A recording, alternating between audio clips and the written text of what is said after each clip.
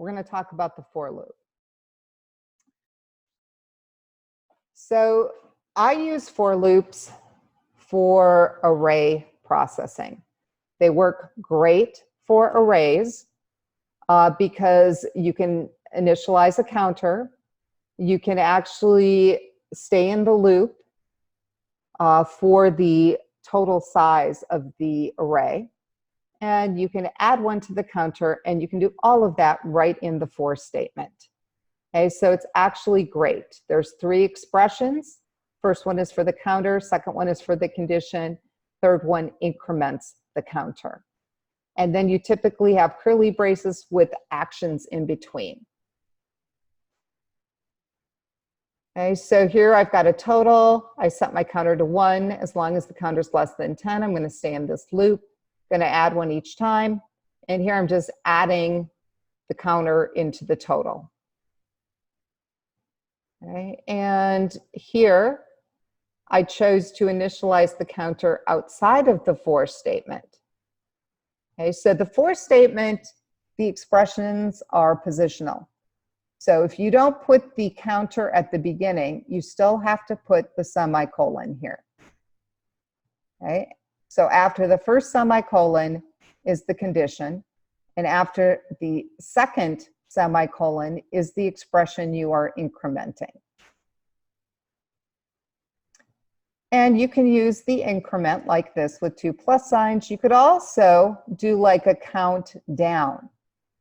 So if you wanted to set the counter at 100 and stay in the loop while it was greater than 0, you could use the decrement operator, which is 2 minus signs. So it would start at 100, then it would go down to 99, 98, 97, etc.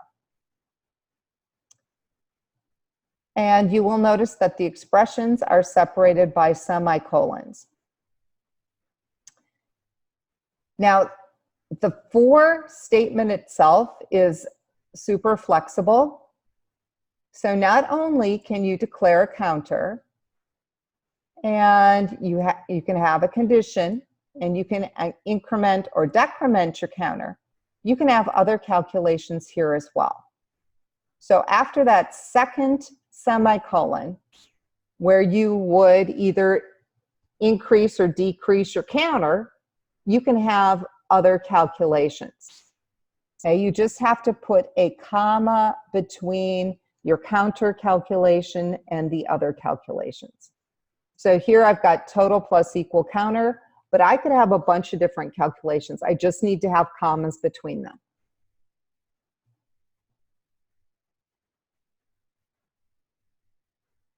This little example is got a little array called foods. Here I'm asking the user, how many foods do you want to enter? And we're reading in their answer and converting it to an integer. And then we get into a little loop where we're going to be adding foods to the food array. And that number that they entered, so let's say they want to do 5, okay? So we start the counter at 0, and we're going to stay in this loop as long as 0 is less than 5. Each time we're going to increase by 1. We're going to ask the user, enter a favorite food or dish. So the first time through, we're at position 0.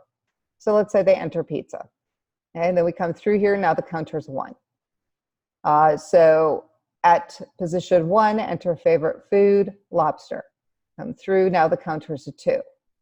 At position 2, chocolate fudge brownies. Come back up here, counter is a 3. So at this position, let's say shrimp. Okay, enter favorite food, shrimp. Come back through here. They'd said they wanted 4. 4 is still less than 5. So food sub counter, let's see, 4. Let's say they enter steak. All right, so come back up here. Now the counter is a 5. 5 is not less than 5, so we are done. Okay, we have subscripts 0 through 4 filled in. And then printing from the array is going to be similar. We have a counter that we declare, We're still going to use number, the number they entered, which was 5. Okay. And now we're using document write, and we're subscripting into the array. So we will take a look at a for loop. So I think that was the example we initially saw over here. So you can see how tedious it would be trying to fill in arrays or even add arrays to a text string. So this is where the for loop can come in really handy, because if you have an array, and we do, the array is called cars, you can say cars.length, and then you can check your counter to make sure it is less than the length. So if we set the counter, in this case I, to 0, as long as I is less than the length of cars, and you can see cars has a length of, let's see, 6. As long as the length is less than 6, we're going to stay in here, and we're going to be adding whatever's in cars to our text array. And we can try this out. So here we've got cars. They've got, what, 6 different types. We've got a little text array. So as long as I, which is our counter, is less than the length of cars, okay, then we're going to add 1 to it. And then you can see what it's doing is it's going to grab BMW, and it's going to put in a line break. Then it's grabbing Volvo, line break, Saab, line break, Ford, line break, etc. Okay, adding that to a text string. And then here the text string is going to be displayed at the demo ID, which is right up here. Okay, so here's our array. We're processing the array here, adding to a text string. We've said take that string and display it in demo. So it's going to actually display right here.